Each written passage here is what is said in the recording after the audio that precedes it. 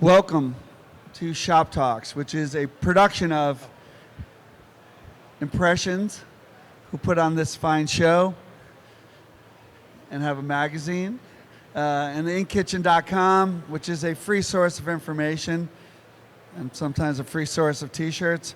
And want to thank the other sponsors, Alpha Embroidery in Los Angeles Apparel, and Lane 7 Stalls, SPSI, and Transfer Express. And I am happy to have with me Rich Jacobs, who is part of the decorator relations team at SanMar, and LaTonna Roberson, who is the lead print boss and also has a shop printing shirts in Dallas, Texas here. So we're going to talk today a little bit about working with customers and steering them towards particular decorations for whatever their needs are and what will work out best for them. So actually, Rich, why don't we start a little bit. So I know SanMar kind of pioneered the idea that your shirts might actually be decorated and talk about what your team does, because it's kind of interesting, I think. Well, this has been 13 plus years. Mark Bailey started a division called Decorator and Digital Solutions Team. So his thought back in the day, we would get calls from decorators saying, something's wrong with your shirt because the dye changed. And they're like, we're never using your shirt again. And we're like, oh, whoa, wait. So we decided to start working with ink suppliers and different affiliates and equipment resellers to understand their equipment, their inks, so we could go to them when we have a dye migration issue or a ghosting issue and try and figure out a solution so that, you know, it's better to educate and give people the knowledge, because things change. I started with Hanes, and it was 50-50 and 100% cotton. Then we get all these new substrates, and we needed different inks that cured at different temperatures. So it was a whole new world. So that's why we got into consulting. Right, and now I know that you have connections with the transfer world and the DTG world and really just about everybody. You've been a real connecting point between just about everybody in the industry, I think, and in terms of... and then you have information on your website, right, about the... Yes, we do blogs every 2 weeks about different decoration techniques or storage systems for your receiving area. To save, 40% of the space, you can get 40% more product in there. So we're just trying to educate. I missed that one. I've got to go to the backlog on that one. Yeah. All right. Well, I mean, you know what's going on in the world, and there's split shipments, back orders, and you're trying to stage stuff. So these new storage systems, I mean, and trying to get into a bigger spot, the cost of a square foot now. So if you can utilize 40% more with these storage systems, it's just going to be great. Yeah. All right. So, LaTonna, let's bring it down here. Okay. So somebody calls you, and they have a job. Maybe they only want 20 shirts, and it's full color. What kind of thinking do you go through when someone first calls you in terms of now all the decoration that I know is possible, embroidery and transfers of all kinds and DTG and traditional screen print, which some people seem to forget about. How do you steer them? Because increasingly they don't care how you do it, right? They just want what they want.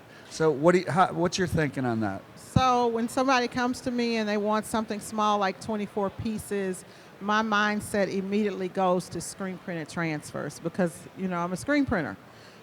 We don't want to screen print full color jobs, tie up a press, so I want to go straight to something full color like screen printed transfers because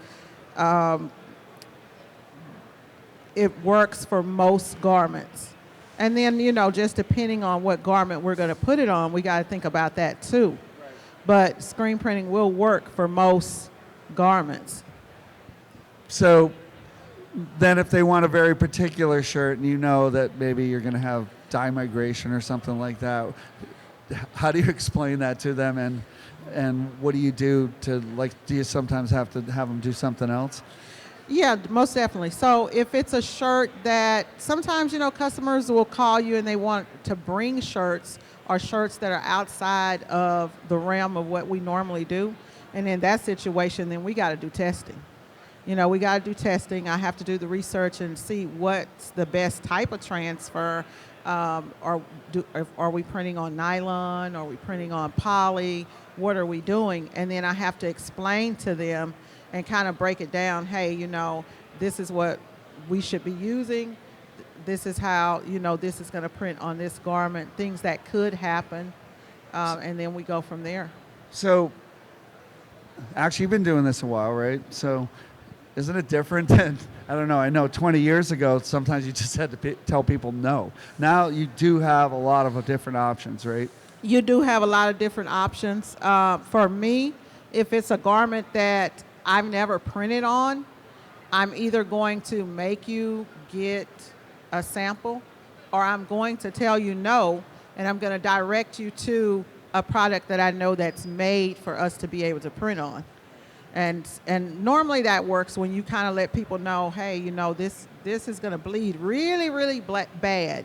We did some Nike shirts, red, polyester, and the customer just kept pushing, and Ken said, well, we're going to print it, and it turned out really bad. Pink. And who eats that? So we learned really quick, you know, if it's a job that a shirt brand that we haven't printed on, I think that, you know, dealing with custom apparel here in, you know, the decorated apparel industry, there are shirts that are made specifically to be printed on. You only make shirts to be printed on, right? That's what we do. And red is our favorite color. Actually, it is interesting. So, the how it developed that you have used some of those cationic dyes, right? They don't bleed. Must have been from a lot of complaints that other things did bleed, right? Well, when we first came out with our ST350, our 100% polyester, it was just a regular way to dye polyester. And we found out real fast, bleeding. We learned a lot about bleeding during that time. And Mark jumped in with the sourcing team and the research and development team and said, what other kinds of dyes can handle heat? So we worked with our manufacturers and found cationic dyes, which cost more, but it's going to make the easy button a lot better. Because when it first came out, nobody used gray bleed blockers. Well, you had to use them without cationic dyes. And now we use the cationic dyes. It's not in all of our polyester products, most of our private labels, but it does help, but it does have a bigger cost involved. Yeah, but there's quite a cost when you have to replace 100 shirts that you I'm printed definitely wrong. interested in that. In those shirts. I'll definitely. get you Don't just samples. tell I'm information. definitely We give interested you in that information here. because, I mean, I run from those polyester shirts that are red because sometimes those shirts are left in the box and then, you know, you don't see the dye migration. And then, you know, the customer gets it and a couple of weeks later you get a call back. Well, that's how ghosting can happen when Yeah. somebody's like, oh, it's for a program 4 months from now, and they don't put it in a climate-controlled warehouse, and they pull them out 4 months later, and they're like, why is this on the back of the shirt? Yeah, yeah. So actually, well, for people that end up watching this video, what is dye migration? If someone's new, they might not know what that is. So dye migration is when the dye of the fabric, when you print, it gets too hot, it'll cause that, you know, your ink to turn red or to turn not red but pink. If you're doing red shirts, you can probably explain it a lot better than I can. I think that's it. Let him explain. Well, you heat up the shirt and yeah, the dye and comes heats through it up, the ink. The dye comes through the ink. Yeah, basically, if it goes over 320, the dye in the shirt turns into a gas, and it just hovers over the shirt. So when it gets through the dryer and cools off, it drops on the print, and that's how the white print can go to pink. And the worst part is sometimes you can do it and it looks fine. And then 2 weeks later, it does not look fine. That's a really great one. So you send them out thinking they're fine. The person calls you, what the hell? These shirts are pink. And you're like, uh-oh. Yeah. And you yeah. can't fix it.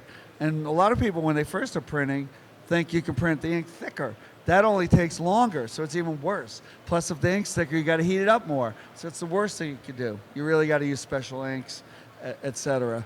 And our customers don't want to hear about that. No, they don't. Well, there's inks that you can cure below 280 now that they developed. So that being over 320, that's a thing of the past. So there are inks that cure under 300, 280 now. So another thing about you mentioned transfers. So when people want odd locations, is that easier to do sometimes than screen print them? If someone wants something on a pocket or a collar or the hood or something like that, do you use transfers in those situations, or you try to screen print? Well, if we have, we have a little pocket attachment on the screen printing press, so we can, if it's a smaller order, we can screen print it. Other than that, we could do transfers. Sometimes it's even cheaper to do transfers if they're doing multiple locations, or if you're doing, you can screen print sleeves with a double sleeve palette a lot faster. But if they're doing a bunch of locations and you order gang sheets for the transfers, then that works. If you're doing, odd stuff, like, for example, this shirt I have on, I have print here, I have print here, print in my back. You could order screen printed transfers for that and probably save a little bit versus the time that it's going to take you to print on the front, on the back, on the bottom. So it's really and just put all that bling on there. Yeah. So it, that's when it really comes in handy, when you could save on printing all those multiple locations. So, and I want to say more about your instructions. Do you tell people like what temperature things can handle and stuff like that? Well, I mean, when I get a case, a decoration case, first thing, we have them fill out a job form. We find out, what was the flash temp time. We ask them what was the dwell time, what was the temp of the dryer. But the first thing we want to know is, what ink did you use? Because then we go to that website, we pull up the PDF, and we have all that information right there of what temp does that cure at on that specific ink. That's funny because I've been a consultant for a lot of different mills, where I answer the questions. And I can tell you the most obvious answer usually is, so I do the same thing like a detective. All right, what kind of equipment do you have? What kind of ink did you use? And then a lot of times I'll look at the website if I'm not familiar with the ink. I remember one of the last ones I've done, and it says right on it, do not use on polyester. It's like, I think you maybe should have read about the ink you were using. Right. That was a bad move. I think a lot of new printers, I'm really glad that you said that, because a lot of new printers think that you can just use any ink. And they think that all inks cure at the same temperature. You can use it on any type of fabric. And so a lot of times they don't know that they're little simple things like, hey, you can go out and look up this website and, pull off the PDFs for the inks and see what the cure time is and what the ink is all about, what you should be using it for. Yeah, the thing I often have a big mouth on Facebook. So people will ask a question on the beginner groups, and there's always someone that chimes in, I always use such and such ink. I was like, do not take that information, please. That is because some things will block dye, but they'll do what he said, ghost. Yeah. So they have blowing agents in them, Yep. which work to when you're trying to cover polyester. But if you stack them when they're hot, or sometimes if you just stack them, the print will go on the back of the shirt that you lay it on. So every ink there's no ink that works for everything. Mm-hmm. Unless what you say is everything is a very small portion of all how many garments do you have in your catalog now? It must be, I don't know, you need a couple of abacuses to figure that out. I think we're over 90,000 SKUs. And one of the big things, some people so which ink do you use for all those? About 285 different inks. No, I only want one. Come on. Well, there's 80 And I only wanna whites buy a that quart. Roland makes because, they like the old white, not the new white. There was a day, but actually a long time ago, and I think that sometimes it's hard to, where you basically, like he said, you had cotton 50-50, so you used the 50-50 ink, and even if people didn't pay attention in your shop, it worked. Those days are long, long gone. You got to think about exactly what you're doing with all the tri-blends. And I mean, Yeah. you wouldn't have a business if you can't sell different fabrics now, right? People want what they want. They want a soft tri-blend shirt, or Yeah. they want a certain kind of hoodie or something. You got to decorate it, right? Yeah, most definitely. You have to decorate it. I do a lot of tri-blends, so sometimes there are challenges, with the tri-blends because they want a nice soft shirt. I don't want to throw a lot of thick ink on it and give you something that looks like a big old sticker. So we have to make sure that we use the correct inks to print those. Now there's inks are so much better than they were. No, and I think the information. I think the good companies in the hall here, have good information. They don't try to sell you, Yeah. the one thing that fits everything. I think people just need to do your research. Like you were saying, how people are in the Facebook groups and things like that, and they take advice from other people when there are companies out here and websites out here. You can go to the ink website and see. You can go to the T-shirts websites and kind of just do your own information research so that you get the correct information. No, I think, and you're not the only company that does it now. Quite a few. Some of the mills, if you go, I think, to the Bella site, they have information on how to print their garments, and some of the other sites do as well. But yours specifically has a place for just about everything you sell, right? Where you can go and get some information about what ways you can decorate it or not, right? Yes, when we were stuck at home for 2 years, we finally got this project done been working on. So every style has a deco spec sheet on it, unless it's new, and I'm still playing catch up on those. So it will show, the decoration areas, what's the max decoration in each area, which is great for bags because you used to have to get a sample, see if your logo is going to fit in that area. But then you go down on the page and we show what kind of decoration techniques you can do on that substrate. So you might only be able to do embroidery, DTG, and pad printing, but it shows you. And then we also go a little bit further and give suggestions if it's 100% polyester or a tri-blend. Do not go over this heat. Use a gray bleed blocker in the transfer, things like that. So it's up on the website, but we're still tweaking it, and it's only phase 2 of probably 5 phases. No, and I have to say that you can give all the advice you want, but because everybody's situation is particular, that what you said, people have to do testing. Transfers, I think, are pretty predictable. DTG, maybe predictable. Screen printing, not so much. Not so much. I've had a lot of equipment people want me to give advice, or shirt companies. What do we tell people to set their dryer? And I'm like, do not do that. Because somebody's in Maine, and it's 40 degrees on Monday morning, and it's 80% humidity, and somebody else is in Arizona, or some godforsaken place like that. 120 degrees, 120, 10% humidity. Yeah, and it's a very different situation. Not to mention the dryer might be calibrated. So I think that's where your testing comes in. You do a lot of screen printing, Yeah, right? because I do a lot of screen printing. It's a lot of testing. So we have that challenge, like in the summertime, we have challenges with humidity, with screens. We have challenges with, in the wintertime with the dryer.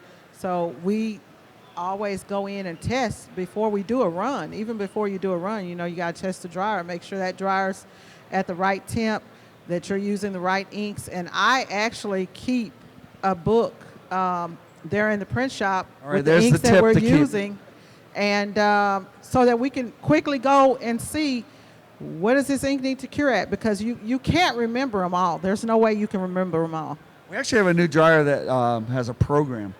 Oh, really? Toast to Soma. You can go in and set a program for certain things. Wow. I know, it's really Interesting. high tech. I know, High right? tech, I love yeah. it. So I like this book idea, though. Write things down. What a concept, right? Yeah. All right. I think anything else you want to say? Last advice for people on steering their customers and the right kind of decoration. Oh, I know I was going to ask you. So when you're going to have to test, you include that in the price, either like you add that in yourself or explicitly tell them you're going to have to buy an extra garment? Oh, I just tell them straight up. We need to have an extra garment I have so no that we doubt can you test tell them that. straight up. We need to, if you want to do this, this is something. And most people, clients that really want something, they want what they want. They don't mind paying to have that tested because it's a lot better to say straight up, hey, we need to test this to make sure that this is going to work for you, than for you to print, a bunch of shirts up and then there's a problem. And then, it's like, who's going to pay for this? Not me. Are you going to pay for it? So I tell them up front, and I give them the option. And every person that I tell up front, they say, let's do the test. All right. Do we have any questions? We're always here. Yeah, Rich is at the SanMar booth. You're going to hang around for a few minutes, right? I'm going to hang around for a few minutes. We do have some shirts over here that are some freebies donated by Los one Angeles of the Apparel. sponsors. Yeah. And then Alpha Broder, Lane 7 Stalls. Want to thank them all and Impressions Magazine. Check out inkitchen.com. Thanks for having me.